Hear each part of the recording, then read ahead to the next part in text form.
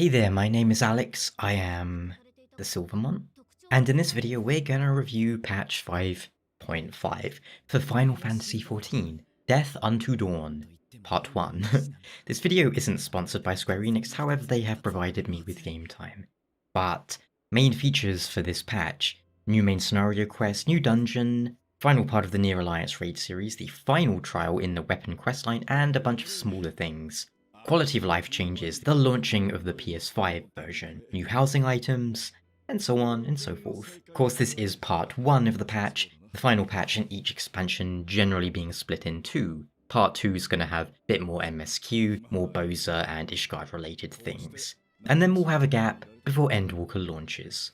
If you've not been playing Final Fantasy XIV, is now the time to come back. Well, if you haven't been playing, I'd say wait until part 2 and come back then. That aside, let's start with the MSQ, and I'll point out spoilers for all of the new content will be in this video.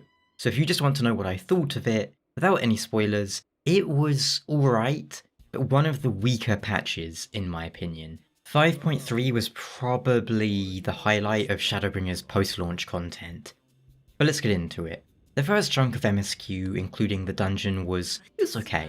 I was a little curious why some of the characters seemed to be regressing when it came to their developments. Fordola, Alphino in particular, seemed to be retreading issues they were going through years ago. All the way, like 5 years ago, like Heaven's Ward for Alphino. Something that he's progressed past and should have developed past at this point. I found it odd we didn't track down that white dragon with the name I cannot pronounce, Shiva's boyfriend from Heaven's Ward.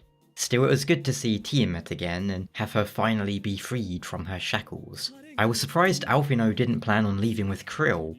It felt like the patch was setting that up, him having some sort of miniature crisis and deciding to leave. I'm depressed and I need to find myself whilst also learning how to become a sage at the same time. In terms of the MSQ though, the highlight was most definitely Estinien mistaking Alisaie for her brother and her subsequent freakout, which was very entertaining for me. It's nice to have Estinien joining the Scions too. He's been one of my favourite characters since Heaven's Ward, and I still want an Estinien spin-off, like Eorzea Rising Restinian Vengeance. He could fight a Brazilian Dragoon with a rocket spear, and a Rugadin Senator. I don't know.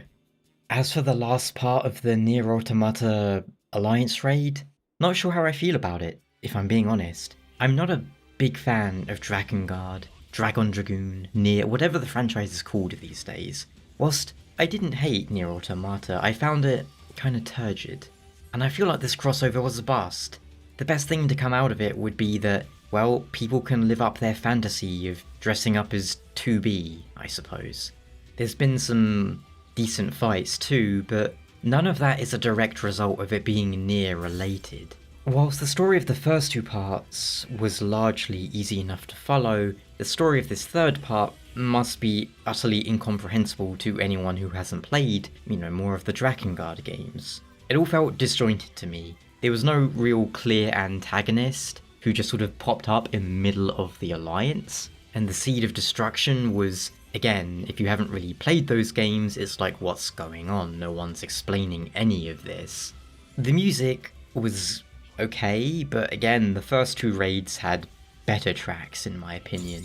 I know the tower looked that way in Nier Automata. Let's just use the tower so we don't need to make textures, because textures are hard and we're gonna need to start revamping them soon anyway. It was just visually bland to look at. In the first part we had the copied factory, which was quite an iconic location from Nier Automata. Then we had the puppet's bunker, now we have some white cubes. The fights, well, mechanically there weren't anything that exciting. I could say nothing here was really epic, nothing was grand. Even that last fight was just kind of like, oh, vaguely like that bit from the first Drakengard. I still think Return to Ivalice is better in terms of Alliance. I still think it's the best, in fact. This last Nier Alliance is just a 6 or a 7 out of 10 at best for me. People who are really into Drakengard no doubt will enjoy it more. Sadly, the fight against Diamond Weapon wasn't much better. If we're talking pure storyline for the Shadow of Wherein, whatever it's called, I've been enjoying it for the most part. It's been decent. I've enjoyed it more than the Four Lords stuff from Stormblood and the Warring Triad from Heaven's Ward. But for Diamond Weapon in particular, I had really high hopes after all that build-up. We've had more than a year's build-up for this. Ruby Weapon having such a strong start. Diamond Weapon, though, was extremely underwhelming for me. I don't know how the general community and players are feeling about it, but for me, it was teased having Xenos combat data and data from all the other weapons, and I was expecting things to get really crazy, but instead, well, I remember beating it, and when the cutscene started, I brought up the text box to check that it had actually ended, to see that I'd gotten the rewards. I was like, oh, this is just going to be the start of like a phase 2, right? Whilst it wasn't a terrible fight, it was underwhelming. I'll also point out that I'm writing this one day after the patch came out, so I've not done the extreme version or anything. Perhaps in that, everything becomes super exciting and is a second phase. I'll admit, I'm not a fan of having different versions of fights like that. That's just me. I'd much rather have one version of a fight that doesn't leave things out and is properly tuned and has everything exciting in it. Kind of like how alliances are. I understand why Savage, Ultimate and Extreme content exists though. Normal version though, it was okay. I just felt like it should have been the first weapon fight, or a middle one, not the last one. So we'll see how part 2 turns out. Can I just say how it was such a huge tease, how Xenos picked up his new weapon off camera? I know, we'll be finding out in like the next part, or at Fan Festival what that is. And Fan Fest, well, because my video schedule is so nuts, it's probably already happened by the time this goes out, who knows. But I'll point out, I'm recording this like the day after the patch came out. Either way, it seems so obvious at this point that it's going to be a scythe that I'm almost hoping it isn't, just to bamboozle us. I'm not really clamoring for a scythe, so I don't know, I'll check it out and I'll play whatever it is. Surprises are nice though, something we weren't expecting. But this has been the first expansion where I've remained subscribed for the entire duration of it. I've been doing everything the moment it came out. No real breaks. Obviously, there's been days where, I'll hop on for like 10 minutes and stuff, but I'm not sure if I can say if it's better or not compared to what I did with Stormblood, where I subscribed at launch, I beat it, and then I quit for a year or so, came back after a month or two before the next expansion launched, and caught up. Both options are fine and valid, so it comes down to personal preference.